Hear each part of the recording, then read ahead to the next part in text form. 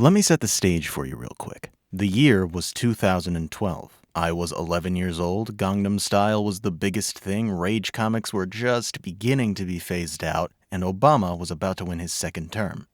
It's weird that that's the last event that I mentioned, but there was only one thing that truly mattered. You see, me and my dear brother, we're big gamers, real big video game players. And that autumn, there were two games that we were really hyped for: Halo 4 and Assassin's Creed 3. While we waited patiently for these games to hit the shelves, however, tragedy struck. Hurricane Sandy rocked the East Coast. The streets were flooded, Walmarts evacuated, houses ruined, shelters filled, winds enough to sweep you off those little stinkies of yours. We were without electricity for 2 weeks due to a tree falling onto our power line. And within those 2 weeks were both of those games' release dates. We were devastated. But a friend pulled through for us and let us borrow a generator just in time for their releases. My memories of Halo 4 aren't particularly special, that game is real boring. In fact, I fell asleep while playing it. On generator power, mind you. And that was on the mission where you got the mech, so that tells you what I thought about that game. However, staying up all night watching my brother play through the prologue of AC3 in an otherwise pitch-black house is a core memory for me. A very cozy experience, a reprieve from the harshness of the weather. And now, going on 12 years later, I can't get it up anymore. How you doing? You're watching part 5 in a series of videos where I go over the mainline Assassin's Creed games. If you want to see what I thought about the first 4, there's a link in the description to the playlist. That or the top right of the screen here. If you've already seen them or just don't care, let's get down to business. So we were super hyped for this game, but was it any good? Well, my answer to that is simply, out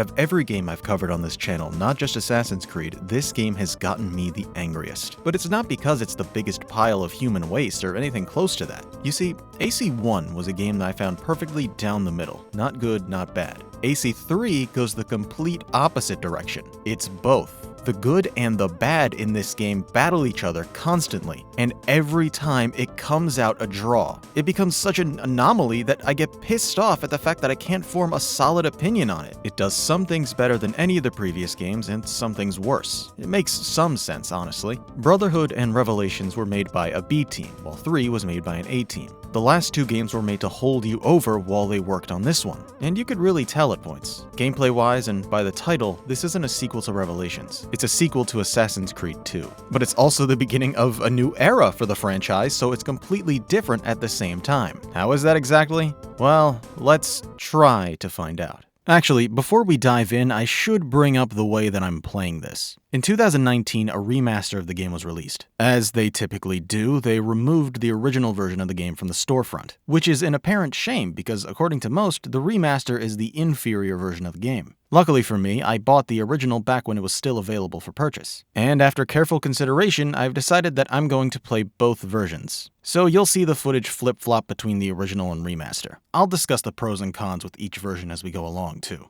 Well, enough lollygagging, let's go.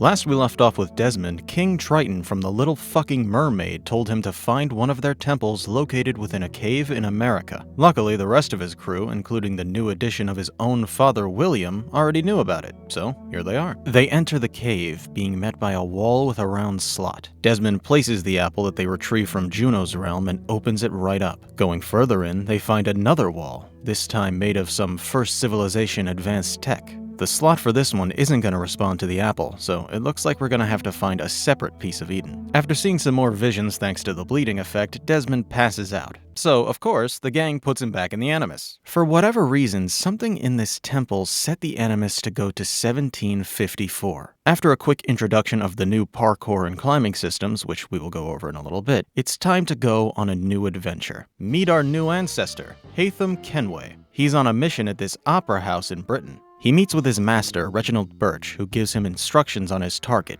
Miko, their enemy's leader. He's in one of the top theater box seats, I think that's what those are called. Once he locates him through Eagle Vision, he makes his way up. Going through the backstage props and picking the lock on the door, he manages to reach his target. After a quick exchange of their regrets, Haytham completes his mission. He also grabs a strange-looking amulet from Miko. I wonder if that's what we're looking for.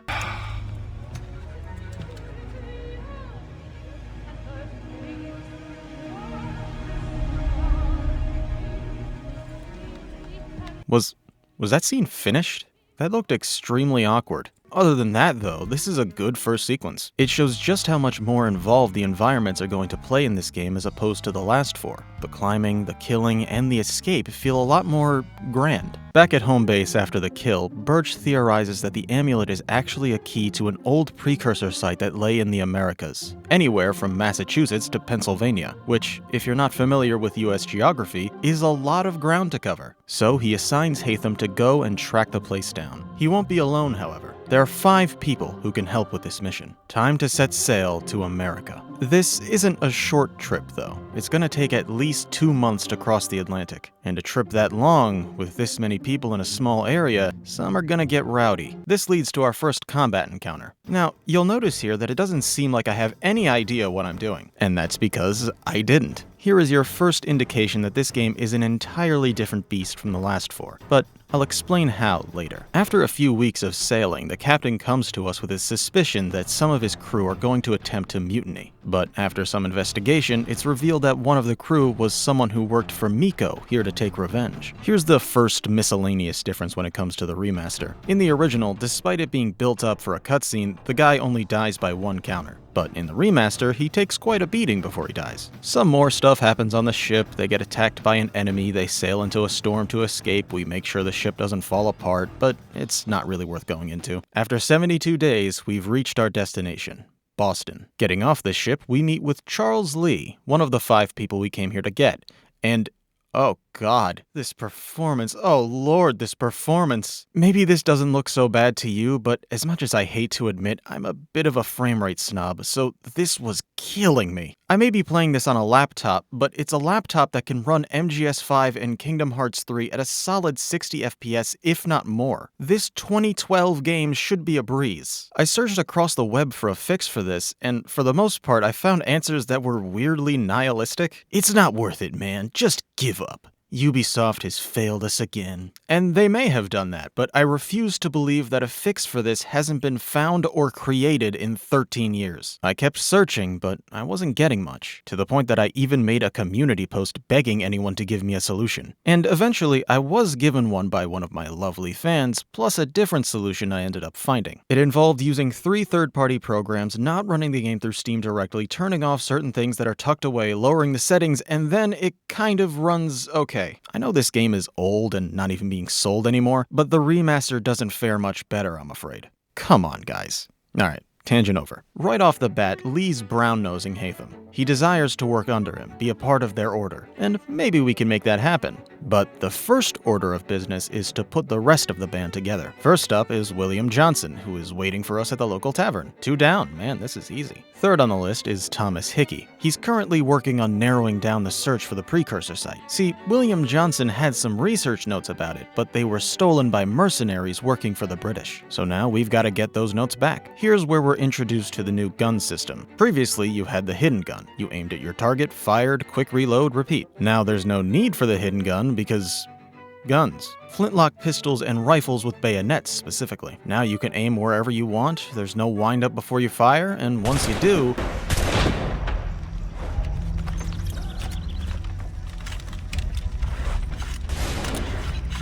it takes a little while before you could do it again, and that makes the returning full sync objective for this being kill 10 guys with a firearm a bit annoying. But let's not get into whiny crybaby territory just yet. In the original, the process of shooting was a little wonky. You can quick fire by pressing Y, but if you wanted to be precise, you had to tap LT to enter an aiming mode and then press Y once you've lined it up. I've never seen another game do it like that. In the remaster, they go for a more modern hold LT, press RT setup. Feels a lot better. With the notes retrieved, Johnson is ready to lend a helping hand with finding the site. The artifact seems to be of Native American origins, so bit of a long shot, but perhaps some natives nearby might be helpful. Problem, this is the 1700s, so they're slaves. The next guy on our list, Benjamin Church, should be able to help us locate one of the slavers. However, he's not at his house. In order to find him, we'll need to listen in on some gossip. Here comes an entirely new mechanic. Eavesdropping. I mean, Eavesdropping was in the first game, but it's very different here. You need to be within earshot of your subject, meaning within this little circle, but you need to hide yourself with good old social stealth in order to not raise suspicion. If you do, or if you're outside the circle for long enough,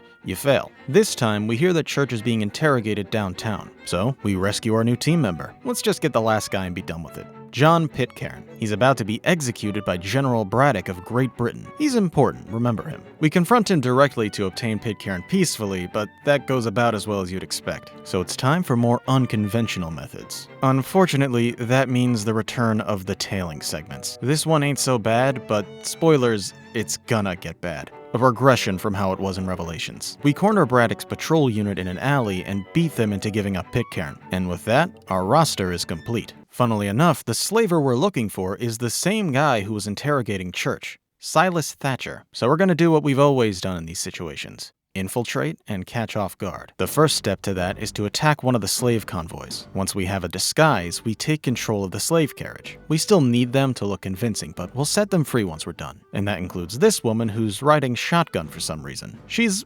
understandably not very talkative. I can imagine this is not a comfortable situation. This ride is where we're kind of reintroduced to the recruit system. We don't have access to any yet, but the whole LB to launch an attack thing is necessary here. You remember that, right? From the previous videos? Have you even watched them? Do you even know who I am? Well, I don't know you either. You're nothing to me. Once we've successfully reached our destination, we cut the slaves loose and our mission is a go. And here's where another difference between versions comes in. See, in the original, it's evening at this point. In the remaster, the sun is about to crash into the earth. I don't know why it's so orange. If they're going for more realistic lighting, I've never seen a day that looks like this. I haven't ever seen a bombing crater that looks like this. And I've caused many. Our goal is now to find any remaining captives in the base and set them free as well. This is a surprisingly tricky segment for this early in the game. It's game over if you get caught, and each captive is pretty far from the other. Don't get me wrong, I like a challenge, just feels a bit too soon for one. Well, we're okay to fight once we've set them all free, but the only one that matters right now is Silas. We let Church have this kill, a bit of revenge for earlier. Hatham had hoped that the leader of the freed slaves group would be willing to give us information about the precursor site, but weeks go by without any word from them, which means we've got to go find them ourselves. The woman from earlier was the one leading the rest out of the base safely, so she's the one we'll search for. Lee put his ear to the ground and heard that a woman matching her description was causing trouble in Lexington. We end up finding her, but she didn't want to be found, so she runs for it. During the chase, you'll notice that she's traversing entirely through the trees, but that's something we can't do. If Hatham so much as touches anything not man-made, he goes limp and falls. Needless to say, she has the advantage. But eventually, she stops and lets us make our case. Her name is Katsiatzio, or Sio for short. She recognizes the pattern on that amulet. It looks like the one in the precursor site. That means she knows where it is. But she doesn't trust us. If we earn her respect, she will tell us all we need to know. The way we're gonna do that is by putting an end to Edward Braddock. He and his soldiers have been picking off our people one by one in order to drive them away and make room for one big Burger King. We'd be doing the world a favor by killing him. We go to a bar to gather information. It's not really worth discussing, but we do see here that there are environmental takedowns. To use one, you counter an attack near certain objects and let that object do the rest. What is important is the next mission. We need more intel on Braddock and what his plans are. We've got to head into another Redcoat base for that. In there, we listen in on a conversation with some guy and the one and only George Washington. And he has an awfully familiar voice. He said a diplomatic solution was no solution at all.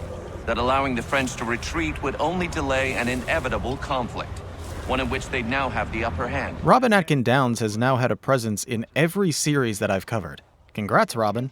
You gave her the shot already. Anyway, Washington was here for peace talks, but Braddock told him to fuck off. By now, he's already gone off to rally his troops for the French and Indian War. His exact plans are detailed on a sheet in this tent. We grab it and go. Or, that's what I would say, but my OCD ass can't help but try and do the full sync objectives, which is to sabotage 2 cannons and beat the mission without killing anyone. And both of those make this whole thing insufferable. Checkpoints are rather stingy here, so I've had to hear, "These cannons are like to cause trouble. Perhaps I could sabotage them," like 20 times.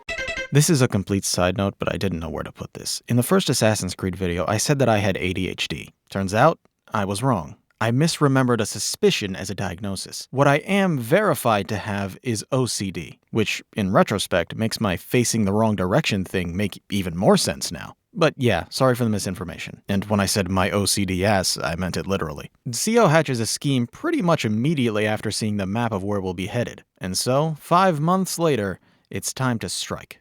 Her people will wait at the sidelines for our signal. First, a small cluster of redcoats, which gives us yet another disguise, which then grants us a safe path to Braddock himself, who's rather surprised to see us again. But then... to be honest, I'm not entirely sure what happened, but someone attacked us, which gave Braddock time to run. But he doesn't get very far before we put him down. Turns out, this was personal for Hatham. You see, Braddock used to serve the Order, but he changed allegiances to the Redcoats in order to gain more power, and the amount of people that have died under his command is countless. He regrets nothing, so he's gotta go. We've upheld our end of the bargain, so CO fulfills hers and takes us to the precursor site, which, as it turns out, is the cave that the present-day crew is in right now. But if you recall, the apple was needed to open that first door, and not the amulet, so there's nothing they could do. They're at a dead end, which I'm sure is very frustrating for Hatham. But hey, it's not all bad.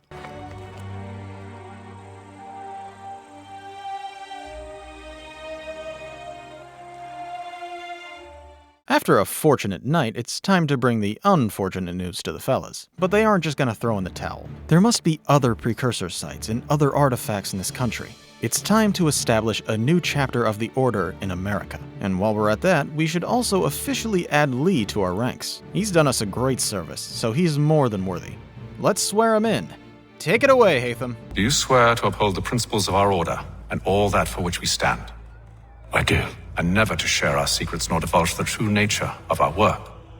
I do. And to do so from now until death, whatever the cost? I do. Then we welcome you into our fold, brother. Together, we will usher in the dawn of a new world, one defined by purpose and order. Give me your hand. You are a Templar. May the Father of Understanding guide us. May the Father of Understanding guide us. Whoa! I did not see that coming. I'm not even being sarcastic, I mean it. That night where my brother was playing the game for the first time, when we got to this scene, we were like, oh my god, holy shit. Everyone else in the house was asleep, so we were trying not to be too loud, but we were like, oh, a genuinely good curveball. Looking back, it makes sense. The word assassin was never used, just the Order. Hatham says gods, which isn't something assassins say, and he takes a ring off of Braddock's finger. A ring isn't the sign of an assassin, it's the branding of the finger. That or cutting it off. I feel like I give credit where it's due, and in this case, I'd say that this is the best intro section so far and one of the series' high points. I know I had my gripes, but those weren't a problem with this section. They're a problem with the game. Gee willikers, Papa, what a crazy twist this has been. One of our ancestors? A Templar? What do you have to say about this?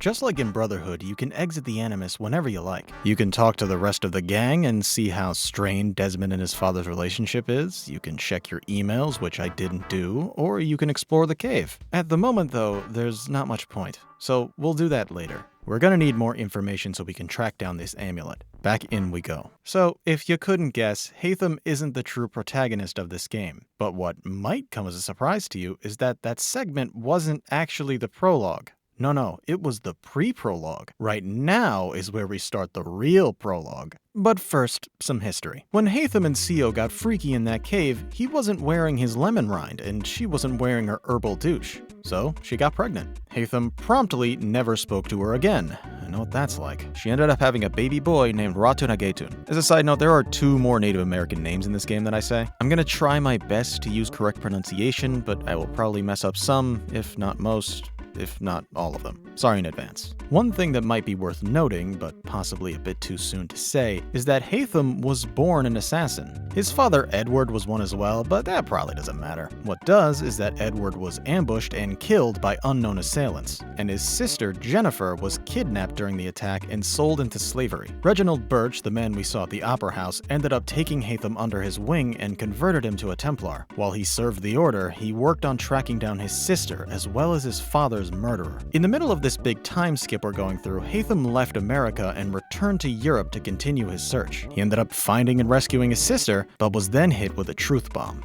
She told him that the man behind his father's murder was none other than Birch himself. So they both headed to France and killed him. Easy peasy. Now, despite learning that his entire upbringing was a lie, he did not jump ship to the assassins. He hated his mentor, but still believed in the Order's cause. There is another reason, but we'll get to it later. He moved back to America after this and serves as the Grand Master of the Templars, with little old Charles Lee at his side. And now we can commence. 6 years after Braddock was killed, Ratanagetun is now 5-ish years old. We're in the home of the Kanyankahaka, or Mohawk. And now, it's time for the boy to play with his friends. Hide and seek, specifically. This is to introduce a new mechanic, clues. You use it here to track down the hiding kids, but will be used to much greater effect later. Let's fast forward a bit, shall we? Now we're the ones hiding. But unfortunately...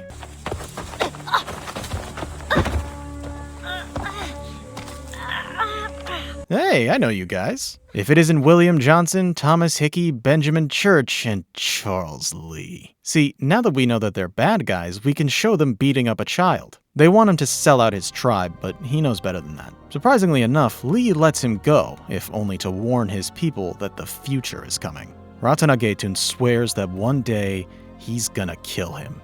And so, Johnson knocks him out. When we awake, we see that the forest seems a lot more smoky than usual. Our worst fears are confirmed when we reach home. They set it ablaze. He goes to his house to see if his mother is okay, but unfortunately, she's not. Tsuyo has been pinned under the rubble and it's too heavy to move. And so, she gets crushed.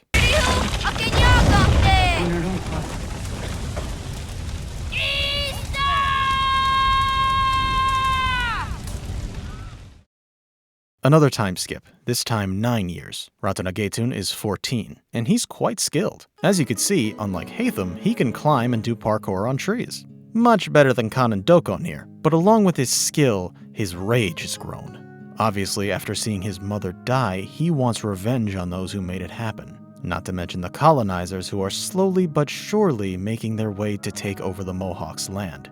But enough about that, let's hunt. Yes, the people at Ubisoft were really going crazy with their new mechanics, and this one is not shallow. Animals can be killed in many ways. You can take them from a hiding spot from above, putting snares down, and where you put the snares matters as well. If you put it in a random spot, you're not gonna get anything. It's best to put them in places where they eat from. But if you don't have the patience for that, you can use bait near a hiding spot and see what shows up. There's a pretty good amount of animals as well. From small to large to super large. If something like a bear comes after you, you'll enter a QTE. That'll dictate your survival. There's a bit more to this system, but honestly, it doesn't play that big of a role, and I find it kind of boring. So let's just move on. The clan mother calls Ratanagetun over for a talk. The Mohawk choose to stay their ground here, not just because it's their home, but because they have something sacred to protect. A piece of Eden. It's spherical, but it's not the apple. It's known simply as the crystal ball, and when he puts his hands on it, shit gets crazy. Firstly, Juno has entered the chat, claiming that we're in the Nexus, and before we even learn what that is, she turns us into an eagle and delivers a bunch of exposition that she totally could have done without turning us into an eagle, and lowers the frame rate even more. Well, she starts by saying what we know already. The Templars are after the Eden shit. Not eating shit, Eden shit. But after 15 years, they're getting pretty close. Ratanagetun is gonna need to leave his home and seek out the help of an assassin. If he doesn't, his people are doomed. Once he awakes, he tells the clan mother what's up and that he's gotta go. His people are forbidden from going beyond the valley, but this time, an exception must be made. The clan mother tells him that an assassin can be found to the east. So, off we go. After a very treacherous journey, we finally make it. Davenport Homestead. There's a big ol' house here, so that's where our man must be. What? I was told you could train me. No. Game over. Nah, we can annoy him until he takes us in. First things first, we'll try the back door. I apologize if I've been unclear or otherwise confused you with my words. So let me try to clarify. Get the hell off my land. Okay, let's climb up to his balcony, see if he likes that. He didn't like that. You know, if you mentioned the crystal ball, that might get his attention. Oh well, best we rest for the night and piss him off even more tomorrow. That is, unless some robbers kill him. We can't have that now, can we? Look at that, he can scrap just like Daddy. That got the attention of the old man, and he calls him in. He decides to let him in on what the assassins are, their goals, their strategies, and their enemies. And now Ratanagetu knows what he must do. Put a stop to the Templar threat. But desire alone doesn't make him an assassin. He's gonna need to train with the old man. Or, as he's better known, Achilles. They have to die, don't they? All of them. Even my father. Especially your father. Shouldn't you be a bit more surprised at that? The Templar leader is this kid's dad. Well, that's a nitpick, I know. But before we really get going, let's fix this house. That's what I care about. We need to get some parts from the store. And the nearest store is in Boston. Before we head inside, Achilles thinks he should have a different name so he won't be treated too badly in this fine society. Let's go with Connor. And that's what we're calling him from now on. After we get out of the store, we can't help but notice that it's getting kinda tense around here. People running and yelling, redcoats pinning guys against the wall, said guys fighting back. I'm starting to think I know what day it is today. While the Brits are trying to ward off the mob that's forming, we see the man himself. Haytham Kenway, the big bad. Or maybe the big bad is actually that guy up there. Damn you! Fire! I knew it! It was Charles Lee who shot the... He shot the shot heard around the... No, that's the wrong shot. He shot the shot that started the massacre. Haytham, likely not knowing of their relation, points out Connor to be killed. And once we've escaped, we're now Boston's most wanted. Not to worry. Good old Samuel Adams is here to lend a hand. Oh yay! A criminal stalks the streets. That is a pretty flattering portrait. If I were wanted for my horrendous crimes, I would want someone to draw me like that. Here, we return to the notoriety system. It's a bit different this time, and I hate it. But I'll tell you why later. For now, just know that there is a new way to remove it. You can still tear down posters and bribe heralds, but you can also bribe the printing press operator to stop putting you in the newspaper. Moving on from that, and we're headed back to the homestead. We've still got some things to learn. In this case, an entirely new game mode. Sailing the 7 seas.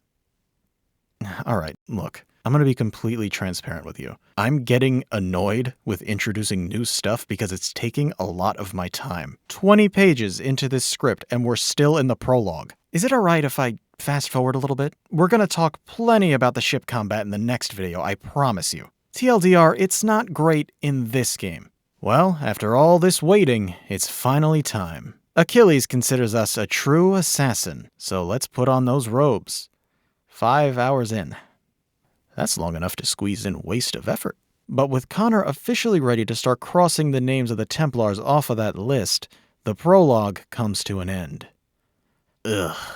Too long. It took too long. The whole thing completely took the wind out of the pre-prologue's sails. The previous game got to the action very quickly, and the two before that, while being a bit slower, were still concise. This has way too much fat on it. They should have cut a lot of it out. So this game had the best prologue so far, and the worst, which is a perfect foreshadowing for the rest of the game. But before we can really hop in and gobble the meat of this adventure, we have one last intrusion. So this cave is powered by like shit and stuff. Power sources or batteries created by the ancients. Bad news, there was only one in this cave and 4 are needed. Good news, Sean's found one. It's in Manhattan. And so, for the first time, we get to do a proper assassin mission in the present. The battery is located in an office penthouse. We're gonna have to drop in from above in order to get in. But first, we've got to get to a high enough point to leap from. It's all climbing and parkour, nothing noteworthy to mention, but it's cool that it's finally here. And on the plus side, Desmond's idle while in the parachute looks fucking stupid. Well, here it is. And with no conflict. Isn't that nice? Well. You must be the Mr. Miles the old man was queefing about. My name's Little Nipple Boy, but you can call me Daniel. Man, you look weird. And different from the description I got. Your face is fucking stupid. Anyway, you must have not heard, but I don't take kindly to nerds in these parts. You'd best give me that dork-ass Rubik's Cube so I can properly shove it up your ass. That's gay. Projecting much? You know, I was an assassin once, but I broke free of their brainwashing. Juno wouldn't shut the fuck up appearing in my dreams and shit. I got sick of it. So now, I'm on the right side. The side of pharmacies. They're the real heroes. Welcome to the year 2012, you fucking fascist. Now, once I'm done getting up close to you with this gun, I'm gonna shoot it. Real slow. You ready? Cause I'm gonna do it now. Here we go. Ah! Ah! Fuck! Fuck! Well, we made it back with our little power source. Now we've got to find the socket to put it in. This is where the cave exploration comes in. Once again, it's just climbing and parkour. Nothing too interesting. But a certain someone makes herself known to us while we do. In the beginning, when we thought we could be saved, we sought to face the sun's wrath and contain it. 4 towers would be built to pull her fury into this place and dispel it. But even with all we knew, with all we had, it would take too long. 1,000 years we could labor and still the work would not be done. I'm gonna be honest, I still don't understand what Juno's talking about. Of all the layers to the story, the one with the Isu has always been the one that I've never cared about. They always talk in riddles, and there's only so much of that I can take before I get bored. But I'm sure it'll all make sense by the end. If we could not meet the sun's cruel embrace, perhaps we might rebuke it. Desmond, it's me! I have a fucking gun now! Alright, we've got the power source plugged in, but we've still gotta get a few more before we can power a rave or whatever the fuck. And more importantly, still need that amulet. Shall we get back down to business? A few more years pass, and Connor is now 17, which I was surprised to learn when reviewing the footage because look at him. Jesus, he's built like a bookshelf. Compare him to Ezio at the same age. He looks like any other twink, but Connor's a total Chad. And then there's Kon and Dokon. Man, the 3 years have not been kind to him. Both of their faces look like they're at least in their 30s. Anyway, he's here because the Mohawk are in trouble. As Connor predicted, the Confederacy has made its way to take their land. Nothing's happened yet, but soon I'm sure the guys with the guns will start using force. The man behind it all? William Johnson. The same little prick that helped us find the precursor site with his wicked little notes. I gotta say, I like the way this game's gallery of goons has been set up. The intro had you meet with each guy individually, play as their leader, and now you've got to take them all out. That's really cool. Obviously, Connor isn't gonna let his people be persecuted like this. Let's head back to Boston and prevent this quote-unquote sale. We'll meet up with Sam Adams first. Or I can take this chance to talk about the gameplay a little more. It's kind of about time for me to give you the rundown. And like I said before, this is a whole different beast from the previous games. They weren't called the classic games just because they were so classic. It's not just a title, it's a category. These 4 are the only games that play like that. Starting now, things are going to be different. Let's start with the climbing and parkour. On the surface, it does seem pretty much the same. The major differences are the animations looking smoother and the aforementioned tree parkour. But when it comes to the more advanced stuff, it's been simplified. The climbing leap is no longer an obtainable ability. You can clear large vertical spaces automatically without needing to do anything. This unfortunately means that the hook blade is gone, but only because there's not much need for it. Well, climbing-wise anyway. Really gonna miss those other benefits. That's something you're gonna notice throughout this game. It tries to simplify a lot of its mechanics to make it more accessible. A move I'm personally fine with. For the most part anyway. The general movement got this treatment as well. To clear small obstacles, you had to hop on and hop off before. Now you can just hold A or B to go right over it. Shoving is done automatically as well, no need to hold a button. Previously, the control scheme was A to fast walk, RT to jog, and both together to sprint. Now it's based entirely on the analog control of RT, as in the further you press it down, the faster you go. So you only need RT to sprint. I assume that Ubisoft have been made aware of the many people jumping off of walls due to their lack of communication with the player. Instead of changing that flaw of theirs, they decided to change the whole setup. But to be fair, it works. If RT is all you need to move fast, no one's gonna hold A when climbing up walls. Problem solved. There are still some fancy tricks you can pull, like if you hold B when running off a ledge, you'll gently hop down instead of jumping as far as you can. That can be very useful at times, especially if you want to do a smooth descent to the ground through parkour. But overall, the whole thing is condensed. The same thing goes for the combat. To deflect attacks, you had to hold RT originally, but now it's B. Instead of pressing X while holding RT to counter, it's also B here. But you don't just counter them. The game will enter slow motion and give you 4 options about how you want to counter them. You can do your regular knockout, throw them, disarm them, or do a tool kill. It means that you use whatever sidearm you have equipped to finish the job. And then there's the double kill. Sometimes 2 enemies will attack you at once, and countering has a cool animation play where you take both of them out. For some bizarre reason, the original version of the game only shows prompts for the A and B buttons, meaning that you wouldn't know about tool kills unless it was told to you. As a result, I didn't even know they were a thing until recently. The remaster has all 4 buttons visible, just like the classic games, and that's obviously how it should have been. And even beyond that, there's the double tool kill.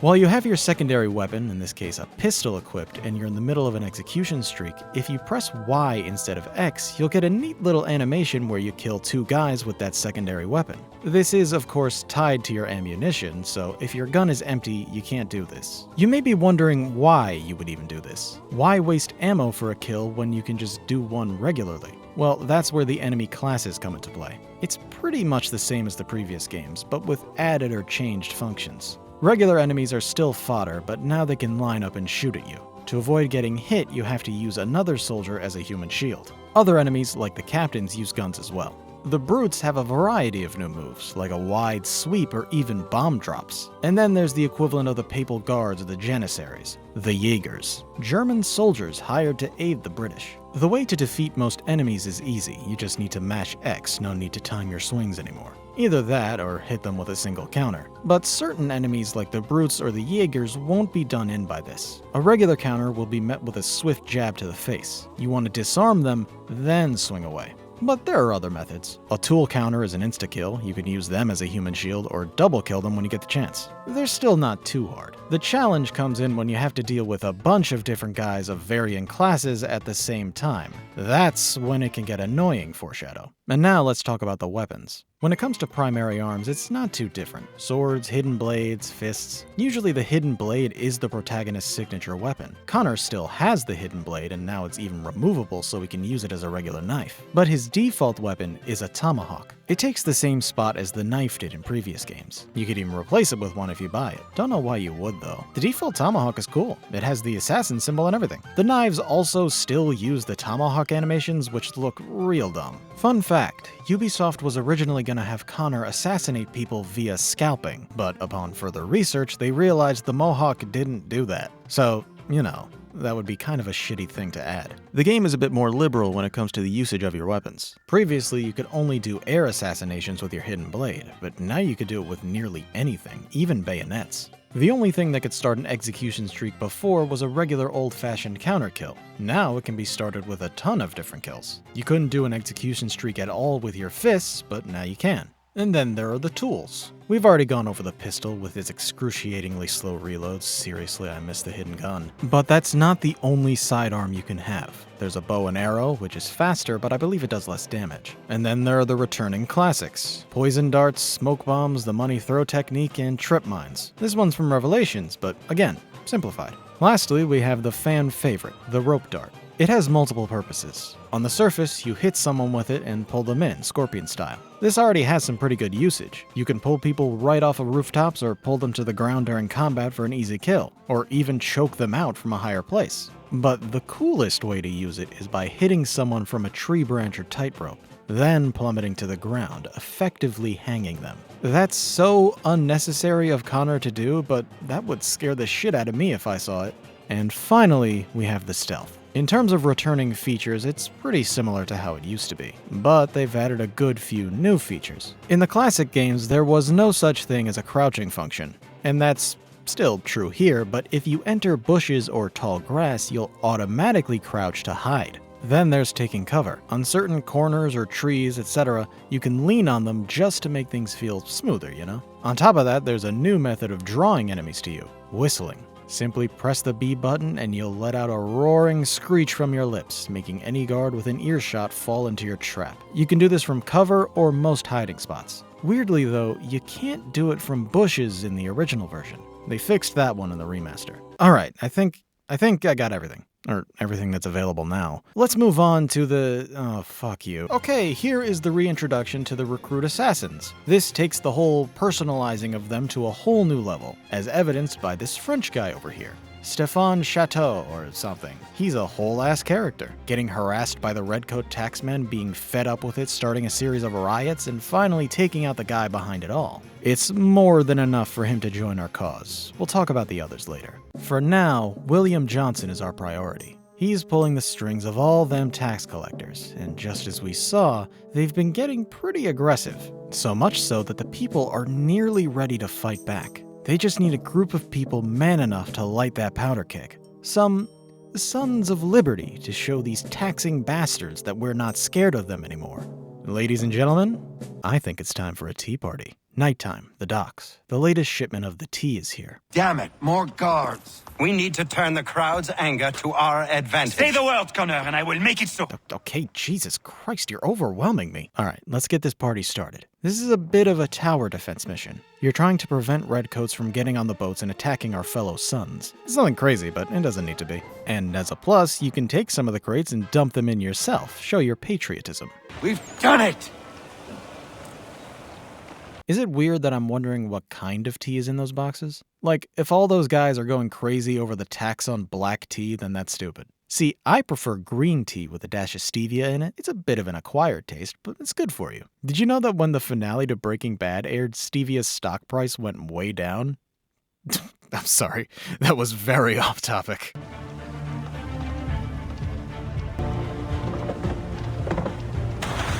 Why don't you shoot him with a gun? Haha, got your ass this time. I'm gonna kill you later though. I'm gonna... get out of here. No need to fret, as a few months later, he comes back to finally buy the land. Now's your time to strike. The tea party was basically us just trolling him. Now we could do some real damage. Here comes another full sync that I don't like very much. It's simple. Don't get caught before you get to Johnson. The problem is that the environment, especially the shore area, does not lend well to stealth. The enemy's field of vision seems to be a lot higher than it used to be, and this mission is when I started to notice that. And when they so much as catch a whiff of you, they will not rest until they've found you. Seriously, look at this footage.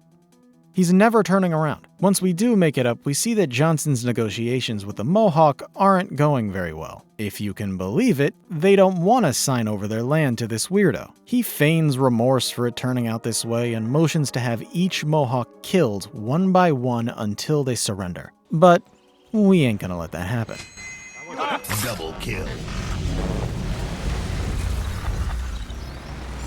Well, he insists that his route was the peaceful one. He only tried to have them killed because they wouldn't comply. But it's better that than for them to be slaughtered completely by the colonists. He wanted to own the land to protect them. His logic is certainly flawed, and he's got a bit of a white savior complex, but he does seem sincere. He really believes he was doing good.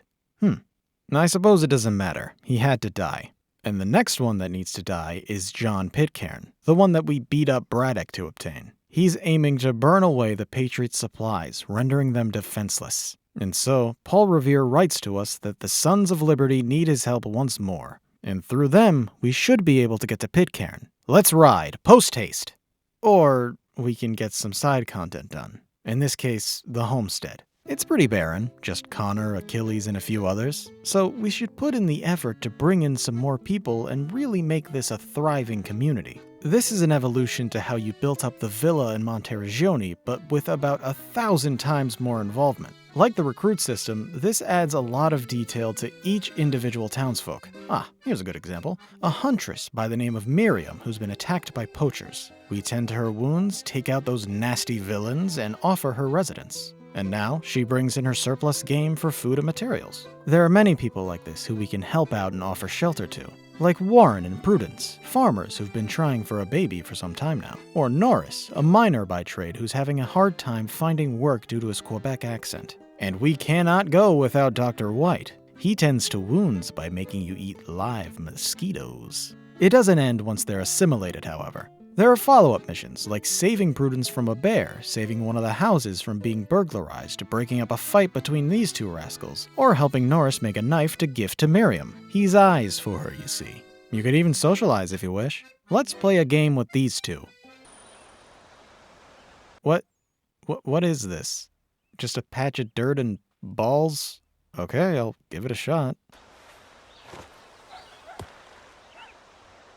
Okay, what do you do? Fuck it, whatever, I'm just gonna call this Ball. I don't want to hear any comments telling me what this is called and its history and its rules. It's Ball now, that's all it is. There's also this extremely annoying minigame where you have to round out the livestock. The things I do for this place. Gathering townsfolk isn't all we can do. We can also build new places, like an inn or a church. It drives up morale and tourism. You might be thinking that having a nice community is all well and good, but how does it serve me, the player? Well, the main gameplay function of the citizens is that they make materials for a crafting system that I desperately don't care about. And finally, we have this fella by the name of Pegleg hanging out by the ship that speaks of a great treasure hidden by Captain Kidd. In exchange for knickknacks, trinkets, odds, and ends, he'll give us a letter detailing the location of a map fragment. This leads us to the equivalent of the tombs from AC2. Captain Kidd's treasure hunt! This takes us to numerous locations, the first being Fort Walcott, a previously abandoned base that the British have occupied. So Connor has his crew fire everything they have at the fort while he's still in it to give him a window of escape, which is fucking badass. There are 3 more, we'll get to them later. Now, back to the plot. Alright, fine, let's do the Easter egg. Go to the corner of the house and whistle, okay? Here's a turkey. Now we put in the Konami code and ooh, it's got an assassin hood on now. Fucking awesome, isn't it? I haven't felt love for anyone or anything in a long time. Back to Boston, we meet up with some more patriots to cook up a scheme against Pitcairn. He surrounds himself with countless soldiers at all times, so we can't just handle this as easily as we did Johnson. This time, we're gonna need to take up our own arms against him. The revolutionaries already have their own army, we just need to get them together for the first big battle. After all, the British are coming. This leads to one of the worst missions in the game, where you slowly ride to each house so Revere can inform them of the incoming invasion. But you have to follow his instructions instead of just having a waypoint, that's fun. And the full sync here is to avoid triggering a fight during this part, which requires a good bit of waiting and going the long way in an already annoyingly long mission. Not to mention that Revere will sometimes get into a fight on his own, and that counts, so go fuck yourself, game. After the second house, you've got to get to the third one in a time limit while you're being chased and can be shot right off the horse. Come on now, why'd you have to do this to me? Once we're done with that headache, we head to Lexington to defend the town from the oncoming assault. And quite the assault it be. Pitcairn's force scares off a good bit of the rebels, and we're sent off to warn the rest at Concord. Worry not, we have a trump card. The British are used to lining themselves up to fire like it's a friendly game. We just have to not play by their rules and open fire before they're ready. I'm pretty sure that this was a very large reason on why the British lost the war, and that's always been funny to me. So unsportsmanlike of us. Gameplay-wise, this part's a little awkward. It's just moving back and forth between 3 positions on horseback and pressing a button, and for that shallow of a mechanic, it goes on for too long. But eventually the Redcoats retreat, along with Pitcairn. Now we need to wait for his next move.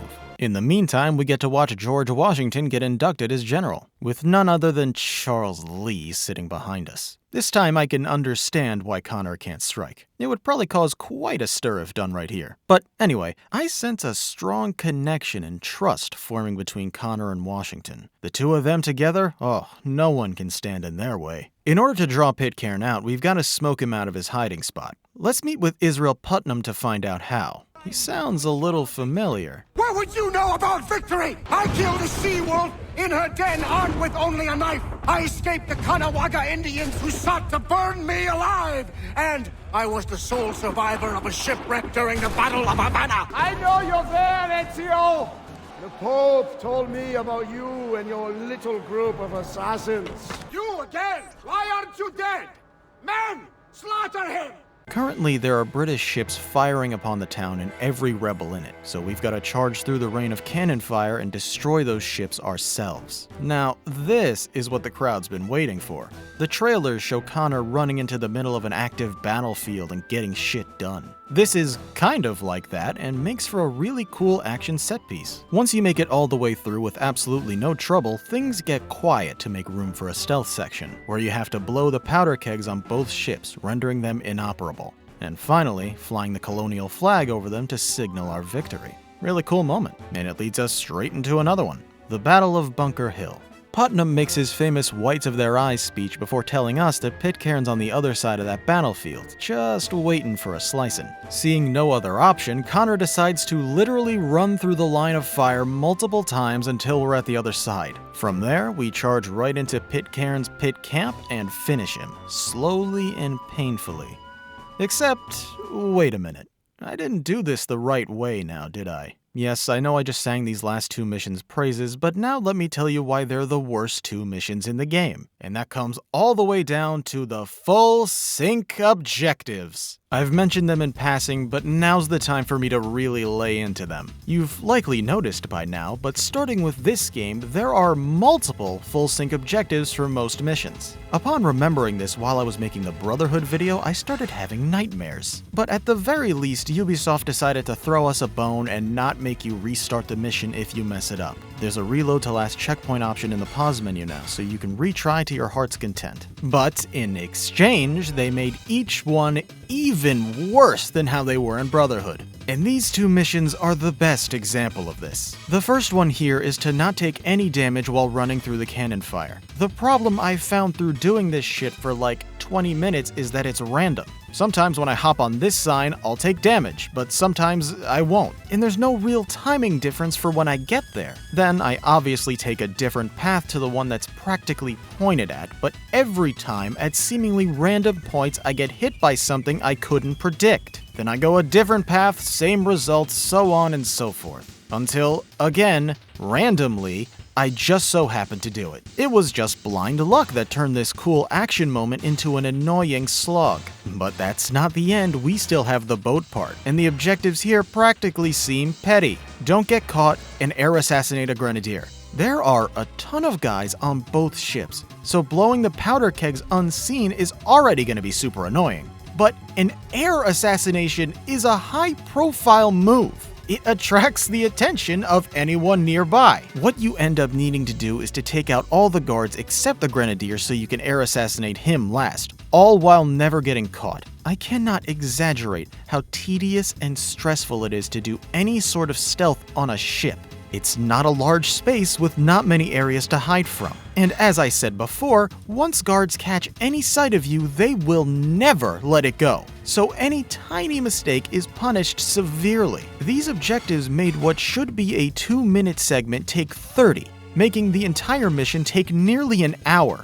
And then there's the next mission. As I said, you have to cross the battlefield to get to Pitcairn. The first full sync objective here is to do that without taking any damage, much like the last mission's intro. And this one has a very similar problem. I don't think they fire their guns randomly here, but god damn does it feel like they do. I kept my eyes trained on those fucking lobster backs to see what part gives me an opening, but I could not find one. You'd think it would be right after their muzzles flash, but no, that doesn't seem to be the right moment at all. What makes it all the more insulting is that the majority of times I've been hit are right at the end. The game tricks me into thinking I've got the pattern down, only to rip victory away from me. It's been a long enough time since I recorded this footage that I forgot what their pattern ended up being, but fuck it, I did it nonetheless. Leading to the last objective, which is to take out Pitcairn via air assassination without being seen. They sure do love unseen air assassinations. This one stumped me the most because I couldn't even see a place I could leap from, except maybe the flagpole over there, but how the hell was I gonna climb up that without getting seen? I ended up checking a guide and got pissed at the solution. You have to go down this very specific path which leads you to this little crevice that I didn't even know was there, which then leads you to a tree from which you can air assassinate him. Why? Why have me do it this way? That wasn't even satisfying. What was the point of doing this stealthily? The fucking guy has a health bar, something no regular enemy has anymore, implying he's supposed to be fought. It's just like in Brotherhood, it intentionally makes missions less fun. So don't even bother. God gives his toughest full-sync objectives to his most unfitting missions for it. Once again, we learned something new about the Templars' motives through this death scene. Pitcairn didn't even want to go to war in the first place. He wanted to parley, to simply explain to Adams and Putnam what they could accomplish together. The Templars aren't serving the British for no reason. As Haytham, we fought against them, so there has to be a reason that his goons are helping the Redcoats now. We know that the Templars' goal is to brainwash the world, but it doesn't feel like there are bad intentions behind it during this generation. They want to end this war peacefully just as much as we do. It's actually pretty interesting. The Battle of Bunker Hill ended with a British victory overall, but they suffered more losses than the Patriots. It's not a bad start to this war for the underdogs, but that's no reason to rest. Pitcairn had a letter on him stating their plans to murder Washington, with Thomas Hickey leading that charge. We're gonna kill him to protect the commander-in-chief. Our current mission leads us to New York, an entirely new area. I forgot to mention up until this point, but there are indeed multiple maps in this little game. Boston, New York, the Frontier, and the Homestead. And stuff like this is why I mentioned at the beginning that this is a sequel to AC2 rather than Revelations. I say this because a lot of the features from that and Brotherhood are gone. The hook blade, the bomb system, tower defense, the crossbow, the parachute, Templar agents, property buying, and more have all been removed. The most painful loss to me is moving automatically with your ally during tailing sections. Although, when you have conversations with certain NPCs like the one in the cave, you actually do move with them, which implies that the AC3 team saw that Revelations did it, thought it was a good idea, but it was too late in development for them to fully implement it. A lot of returning features from Brotherhood or Revelations are wildly different from how they were, implying that this is a different team's take on those things. There was the previously mentioned multiple full sync objectives, the execution streaks give you a lot more options as I said, and the recruit system is a whole lot different for reasons we'll go over shortly. Finally, at the end of the day, a lot of stuff just feels more AC2 coded than anything else. The Homestead feels like an evolution of Monteriggioni rather than Rome, and the side missions harken back to those days as well.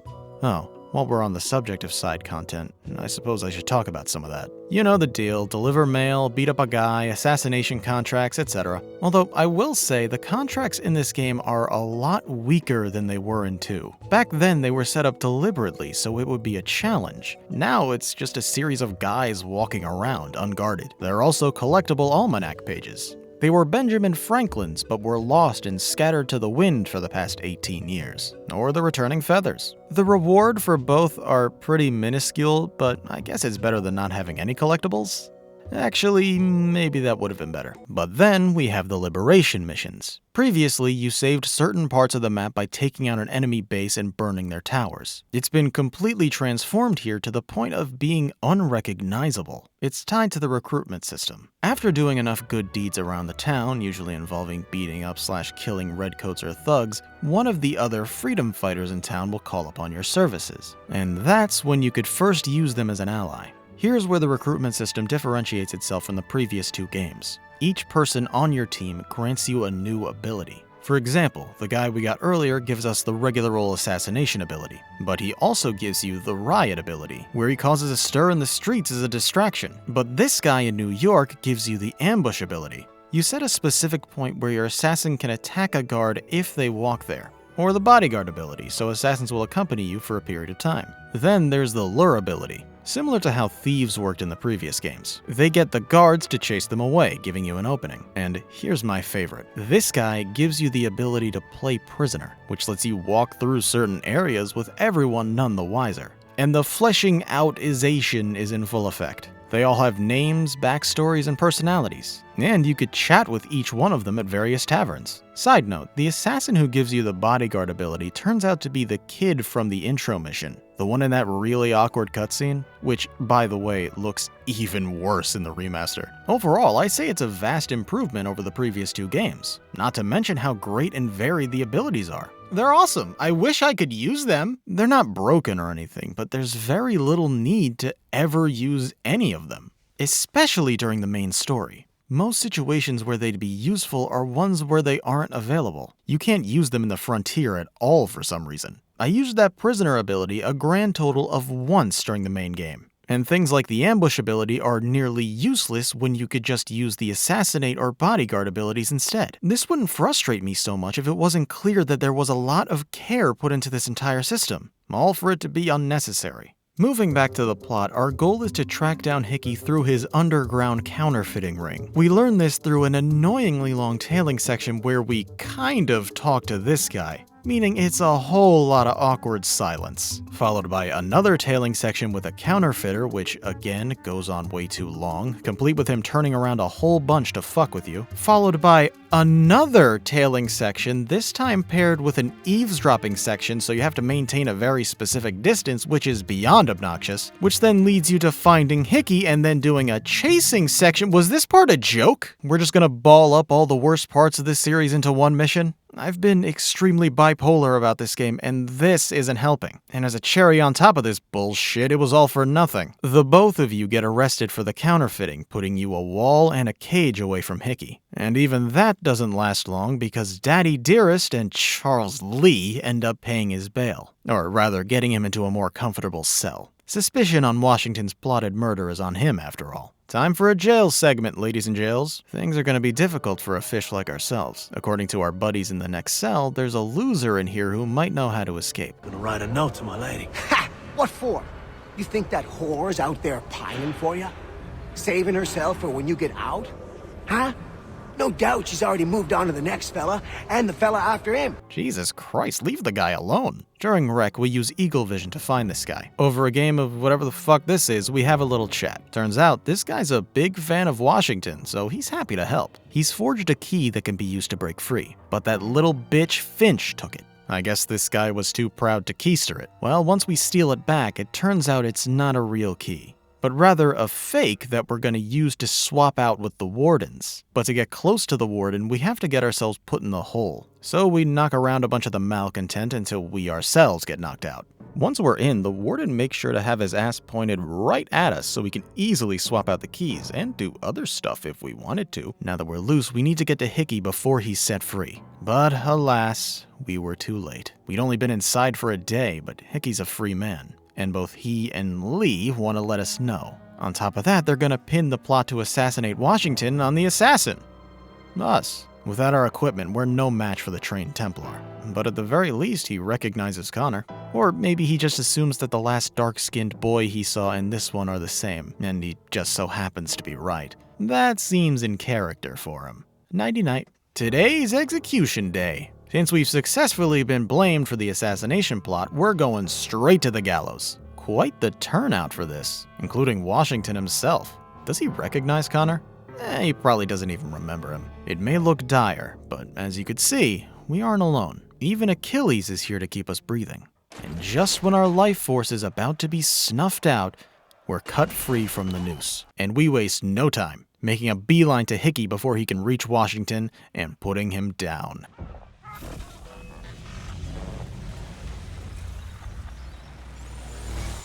In contrast to the last two, Hickey doesn't have much of a defense. He was only ever interested in the power that the Templar Order gave him.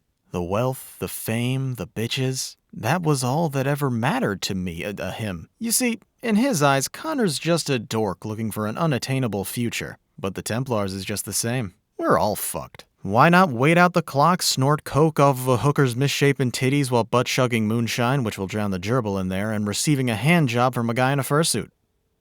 Why not do that? Yeah, he dies. Lucky for us, Putnam's here to exonerate Connor. No time to shake hands and stuff, we gotta catch up to Washington. Back in Philadelphia, where a certain declaration is being signed. We must now all hang together. Yes, we must indeed all hang together. Or most assuredly, we shall all hang separately. You are once more our savior. Okay, I know that this is Assassin's Creed, but this is stupid, right? You're telling me Connor Kenway was there for the signing of the Declaration of Independence, leaning on the wall all cool and shit? Alright, whatever you say. Enough of him, though. It's Desmond time. Sean's located another power source. We're off to Brazil this time. More specifically, a boxing stadium in the middle of a big game. Some rich lady is wearing the thing as a bracelet, which is weird because they're pretty big. I mean, the first two that we got looked identical, so I assume this third one will also look identical. How the hell is she wearing that around her wrist? She's likely in a VIP stadium booth, so let's go. While sneaking around the entrance, we spot Abstergo security. They're onto this spot as well. They set up a series of checkpoints and placed wanted posters of us all over, so this one's already a lot trickier than the last Desmond mission, and it's cool that we have to use good old social stealth in modern times. Okay, what the fuck are these subtitles saying? Am I missing some important context here? We use the catwalks to go right across the stadium, making for a cool set piece. Uh-oh, it's Daniel, and he got the piece before us. We've got to chase him all the way back across the stadium grounds and knock him around until he keels over and surrenders the power source. Who even is this guy? Well, that's taken care of. Juno says some more stuff while we go to plug this one in. It seems like she wants to do something. She has plans, schemes, a plot, ambitions. Okay, it's plugged in. The cave has 5G now. Let's get back to Connor. Actually, before that, Sean's found another one, but we were just gonna go back. Pop, can you take care of that one? You owe me. Remember when you punched me in the face and sneezed into my mouth? Thank you. Anyway, 3 down, 3 to go. Benjamin Church, Hatham, and Charles Lee. We could pick our next target, but more pressing matters are at hand. They still want Washington dead. Connor wants to reveal the entire story of the assassins and the Templars to the man in order to protect him. Achilles, on the other hand, doesn't like that idea. This leads to a big argument between the two, with Connor questioning Achilles' true resolve. After all, he was the only assassin left for a long time, and until Connor came along, he shut himself away from the world as Templar influence grew. And now here he is, advising once again to remain quiet. Assassins may be sworn to secrecy, but a line must be drawn once the world is in danger. And so, Connor rides off to Washington. He's taken refuge at the frontier during this cold winter. Before we tell him everything, he starts bitching about missing supplies. On top of that, Benjamin Church has betrayed the colonies and is currently on the loose. So, there's our next target. There was word of an attack happening to the south. If we don't find a clue about Church, at the very least we could find the missing supplies. It's pretty quiet over here. Perhaps Church is in this church.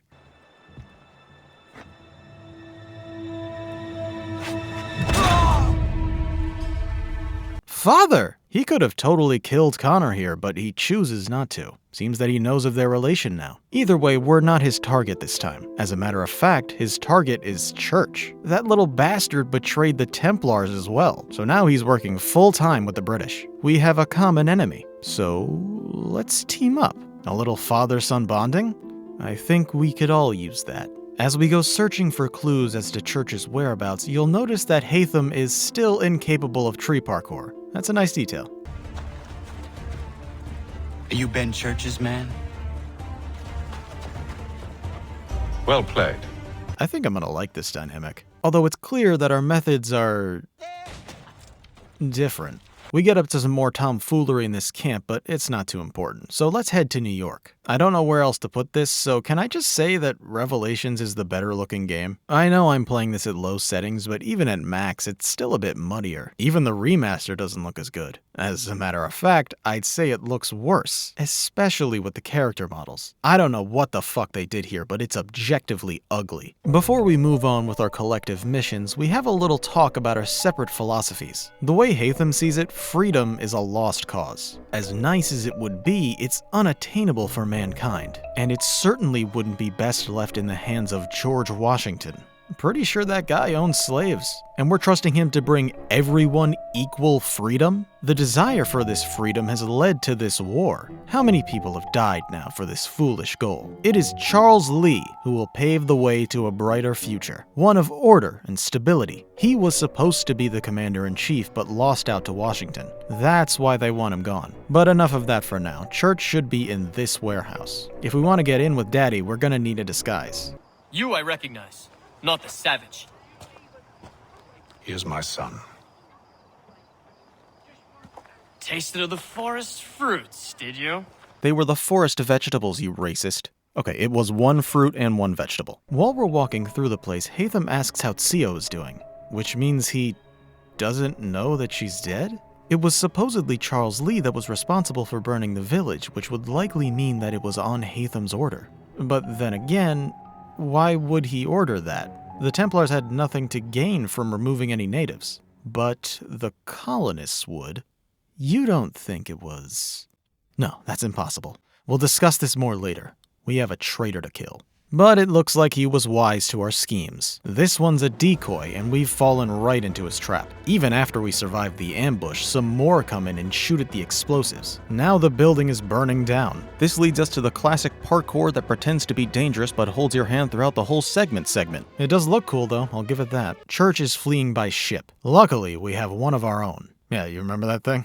I will say, I like that Connor has his own captain outfit. Shows he's got some passions in life. We spot his ship, but looking closer, it's empty. Turns out, on top of having a decoy outfit, he also has an entire decoy ship.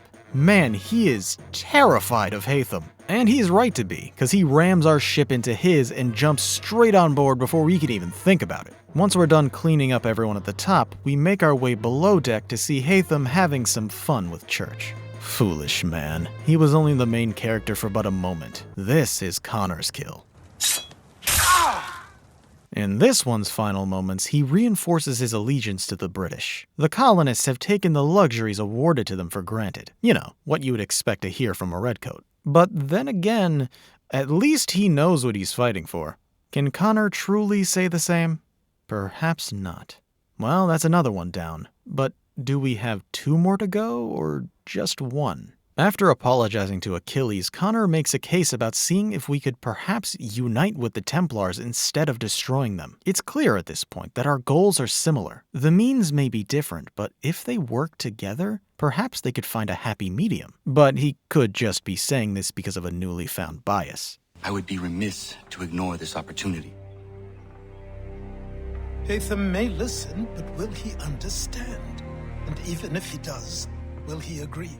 I forgot to mention this, but Achilles has an interesting voice. Nothing wrong with it, but I've got a funny story. So, starting from a little before I made the Revelations video, I found myself watching through the entirety of House. It's great, I recommend it. But anyway, there's an episode in Season 6 where they treat a genocidal African dictator played by the late James Earl Jones. I know, it's great. But one of his confidants accompanying him sounded awfully familiar. I need your confidential medical opinion. Is the president capable of thinking clearly? Get the hell off my land! No! In case you were wondering, this was just an excuse to talk about House. It's my video, I do what I want. Hi. This friend brought him in 15 minutes ago. Temps 105, pulse is weak and thready. What's this? Think about pull the needle out. Jimson weed, belladonna, mandrake root, and moldy bread.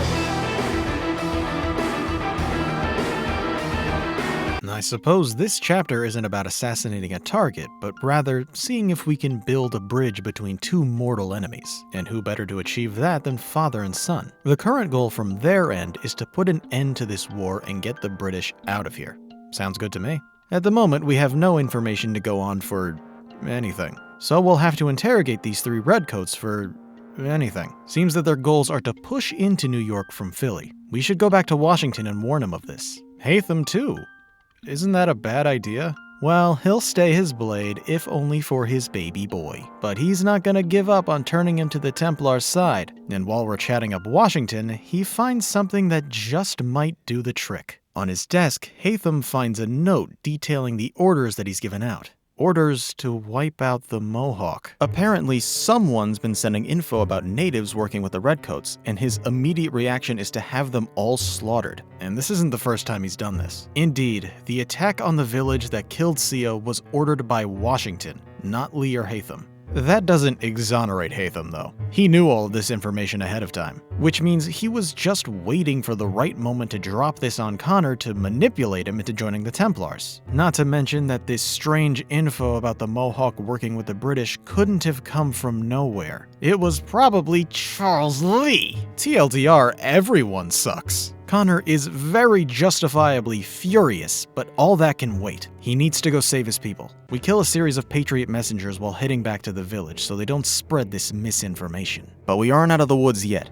Well, we are in the woods, so yeah. Charles Lee was just here. He took Kanendokon and some others. He told them that Washington's men are coming to stamp them out. Right now, they're probably marching towards their certain doom. Before they're able to do that, we knock each of them out. But then there's Kanendokon himself. That bastard Lee convinced him that Connor was evil, that his aid to Washington means their people's demise. The fact that the soldiers are here only proves Lee right. Kanendokon pins Connor to the ground, leaving him no choice.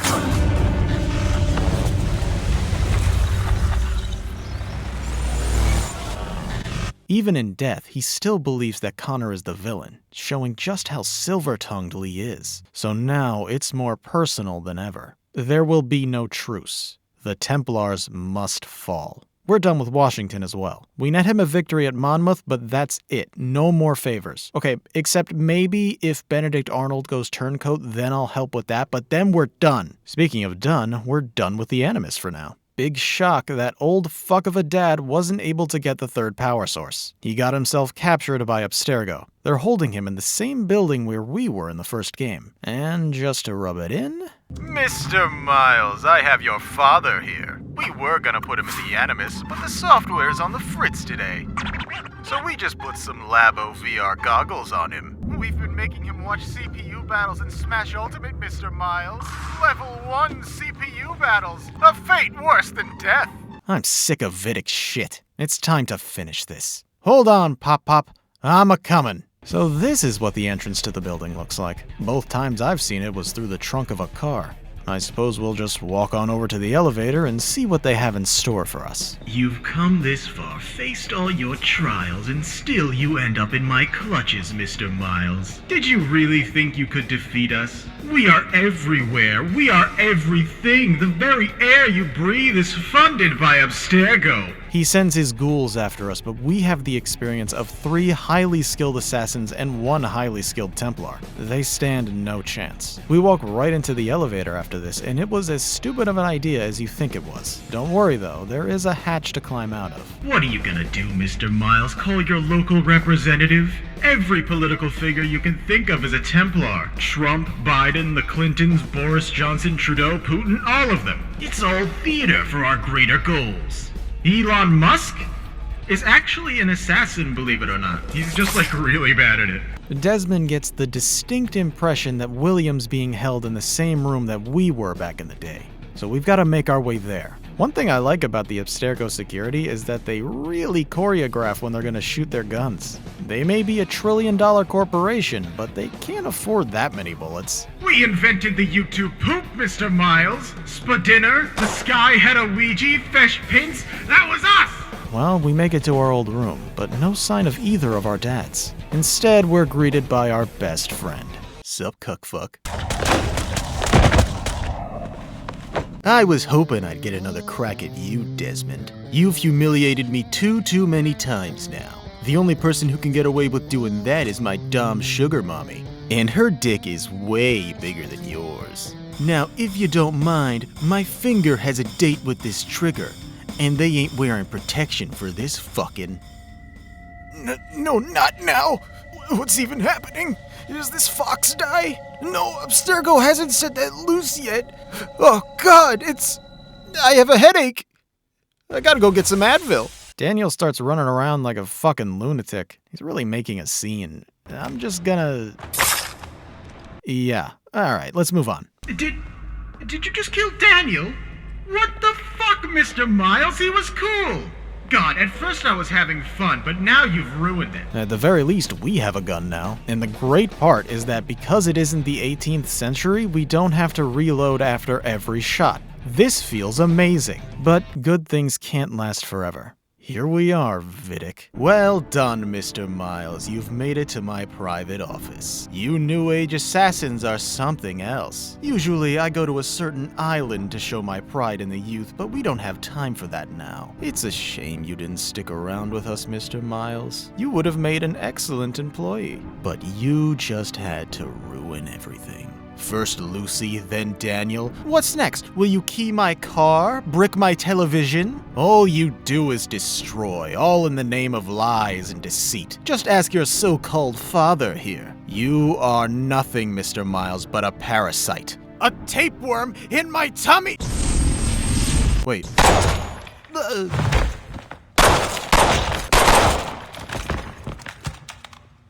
Wait, what was it he said about you? Nothing, my son. Let's go, my son. Using the apple, we clear an easy path out of the building and just get out of there.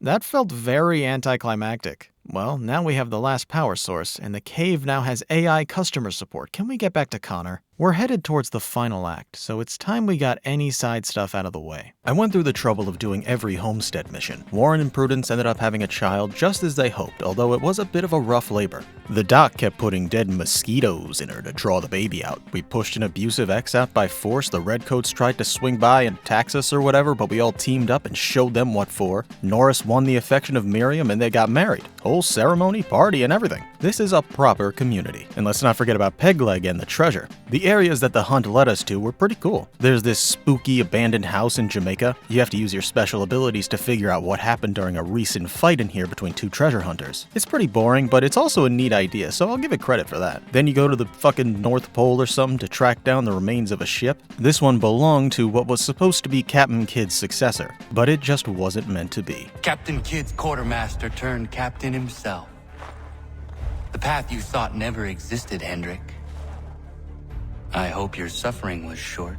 Alright, Christ. You know, piss on a skeleton while you're at it. After you get the map fragment, the ship starts to sink because Connor's dump truck disturbed the balance. This is just like the last scary parkour segment, but instead of fire, it's water. Hooray! Once we've pieced the whole thing together, we go to the island that it's pointed towards and use eagle vision to solve one last puzzle. Now, what is this treasure? Wealth beyond your wildest dreams? The most comfortable pair of underwear? A way to make these fucking videos faster? None of the above. What we get is two things. First, a new outfit. Captain Kidd's Captain uniform. And it looks fucking stupid on Connor. Like, wow, that is a horrendous fit. The main attraction is the second prize. A piece of Eden, or a shard of Eden to be specific, imbued with a special ability.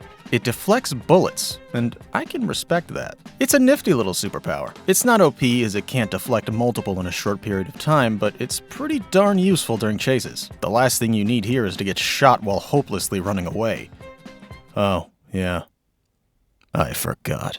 So, minus the full sync and a couple of other things, I haven't shat on this game too much, but that's not through lack of things to shit about. I haven't mentioned a certain mechanic. One that drags this game down several tiers, and that is saying a lot. Ladies and gentlemen, allow me to introduce you to the new and improved notoriety system. It was introduced in AC2 and it was a great mechanic. I had nothing bad to say about it. The higher the meter goes, the more likely you are to be spotted. Mwah! Simple, perfect, no notes. So how and why did they fuck it up? Well, it's not a meter anymore. It's a level system. There are 4. Incognito, meaning the coast is clear. Level 1 is when they'll start to notice you, and then there's levels 2 and 3, each one making it easier for guards to spot you.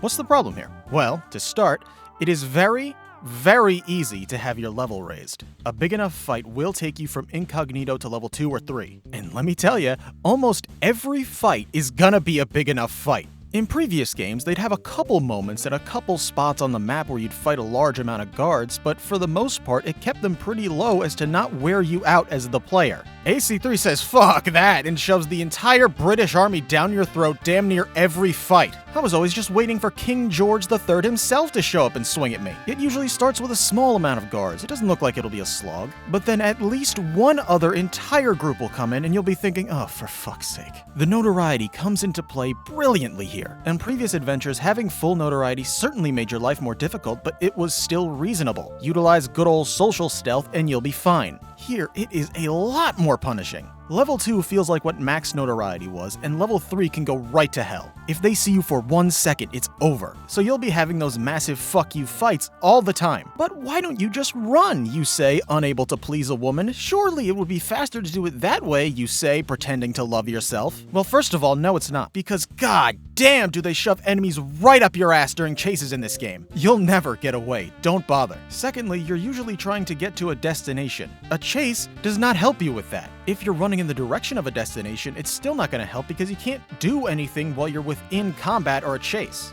You might as well stay and fight. You want to know the best part? I haven't brought up the worst part. Remember the Jaegers, the toughest enemy class? In free roam, they only show up when you're at level 3. And they aren't just doing what regular enemies do, they are actively hunting you down. And they do not go easy with how many they spawn in. They are everywhere. And I'm pretty sure they spot you even easier than normal guards do at level 3. So you can't just stick to the alleyways or places where enemies usually aren't, because they will be there. Hell, there's probably multiple. If one spots you, by the time you're done with this one enemy, 3 more will show up. And a group of redcoats will probably also come in for good measure. It is massively draining having to constantly deal with this. Obviously, you can lower your notoriety to combat all that, but it does not make it easy for you. With the frequency that the Jaegers show up in, there have been multiple instances where I'd see a herald mere meters away from me, and I'll think, I'm not making it to this guy without triggering another fight.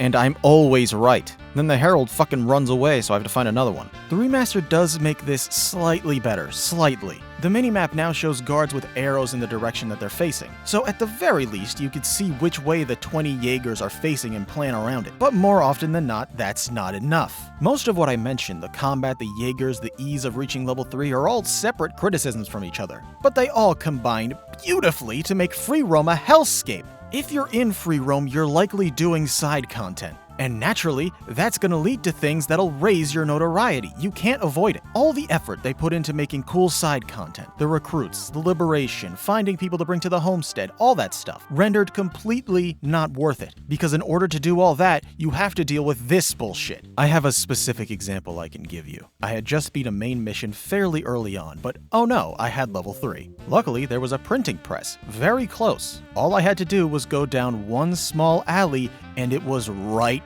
there. But Ubisoft wasn't having that. I couldn't walk down that alley without getting into one fight after the other. You want to know how many guards I ended up killing? I lost count after 50. I lost count after 50. That was the amount that you fought on your way to what you believed would be the final boss in AC1. This isn't even close to something like that. It's not even attached to a mission. I already emphasized this twice, but one small alley, 10 meters max. And that's what they did to me. I had to stop for the day after that. I was so tired. Why? Why would they do this? They had a perfectly good system and they just felt the need to destroy it. I have had many good things to say about this game, but full sync and more importantly, this evens everything out. I can't believe it. Like what? What is this? What is this strange game in my Steam library? Twice. If you told me that this was a very elaborate Doom mod, I would probably believe you. The people that shit on this game don't give it enough credit, and the people that praise this game don't give it enough shit. It's so frustrating. Phew. Alright, I've been holding on to that one for a while, but I'm done now. Let us move on to the final act. Time has moved forward steadily throughout this whole game. It's been 8 years since he started his crusade against the Templars. Connor is now 25, and Achilles is bedridden. He's getting there, so to speak. Charles Lee is still at large, and Washington has refused to take any action against the obvious plot to murder him. That leaves it to us. Part of Connor would still like to negotiate with his father after Lee is dealt with, but the time for that has long passed. We're gonna have to kill him too. But let's take things one step at a time. Lee is currently hiding out at Fort George, somewhere too fortified for us to enter normally. What we're gonna need to do is similar to what we did back at Fort Walcott. Shell the place with artillery to make an opening for us. That should scatter their guards and spook Lee out of his hiding spot. But this time, we're gonna need more than just our ship for this. Pulling some strings with our Patriot connections, we contact the French Navy to request aid. They'll disguise themselves as Patriot ships and wait for our signal to open fire.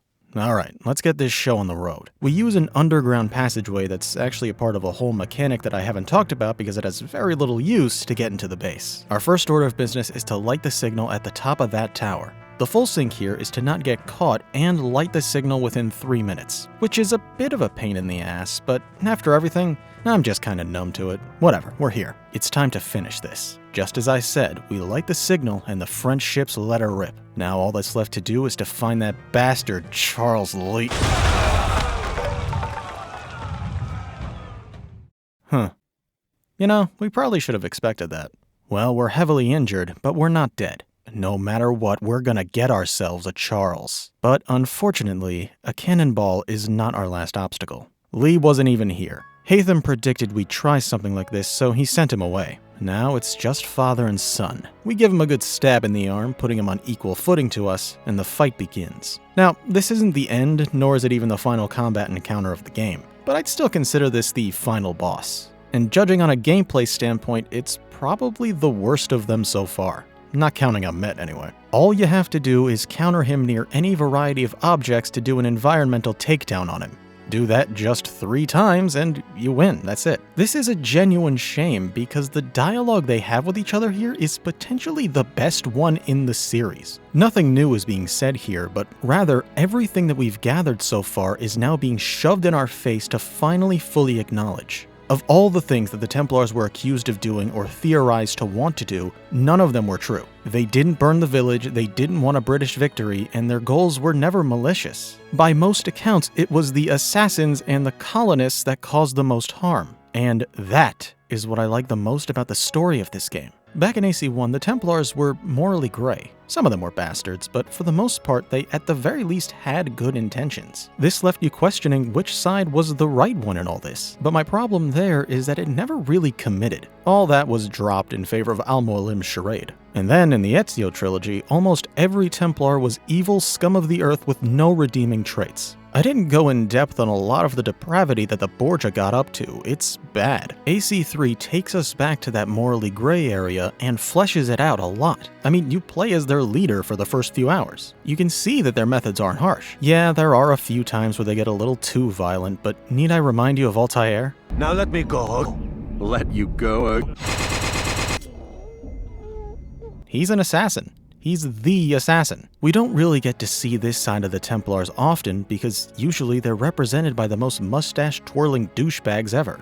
But when someone like Haytham is stating their goals, it starts to make sense. Will true freedom really lead to a better world? We've seen what that true freedom has led to in history. We just end up forming a social hierarchy anyway, where only the people at the top can really be at peace. Even for that time period, it rings true. Haytham says that freedom could be achieved, but it'll only lead to infighting and what the concept of it entails for the country. And that's exactly what happens. Obviously, a game written in the 2010s could have a character predict something that happened centuries ago. But it's written in such a way that it makes sense for someone to predict it. Of course, everyone's going to interpret freedom in different ways. Of course, it's going to lead to war. Of course, the cycle will eventually repeat itself. And here's what I find to be the most interesting part of their argument. We don't even want freedom. We want the title of free, sure, but everything that comes with it is a nightmare. We gained independence from Britain, but we still have laws, we still have taxes, we still have rulers. And as much as we, the people, want to have more control over these things, and as justifiable as it might be,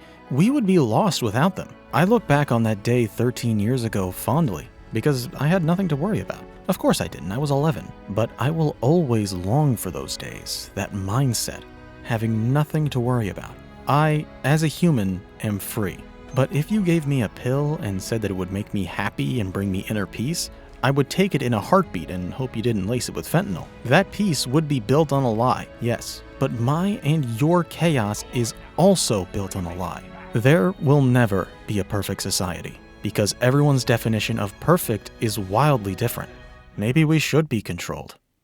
But that isn't to say that his argument is perfect, and Connor is right to point out the flaws in it. Even if we should be puppets, why should the Templars be the puppeteers? All they do is manipulate and scheme to get their way, and it would still be a group of people that hold the pieces of Eden. Who's to say that they won't start infighting? Not to mention that, as I said before, some Templars are outright evil. Would we trust them to rule over us? If you told me that someone with the same proclivities as Cesare was in charge, I would totally believe you, but I still wouldn't want it. Everything I've said up to this point has been very pessimistic, but there might be some truth in what Connor says. The Templar ideology is one of resignation. They want to use God tools to make the society that they don't believe is possible without. Yes, the perfect society will never exist. But why does one need to?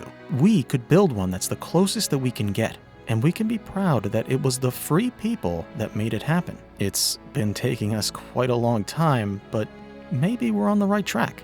Rome was not built in a day. These are two ideologies clashing against each other in a way we haven't seen yet, and it's strange that it took until the 5th game to do it. but I think it's done very well here. I mean, this is potentially the deepest I've ever gotten in a video, and it was Assassin's Creed 3 that brought it out of me. Haytham Kenway did that. Can you understand why I have such a hard time forming a solid opinion on this game? It's infuriating. Anyway, another cannonball incapacitates the both of us. Haytham is the first one back up, and he starts choking Connor. He imparts one final argument that the Templars will never be destroyed, as they were built on an immortal way of thinking. And I honestly believe that this was supposed to be his true last message to his son, because in an act that was probably intentional, he left Connor's hands open.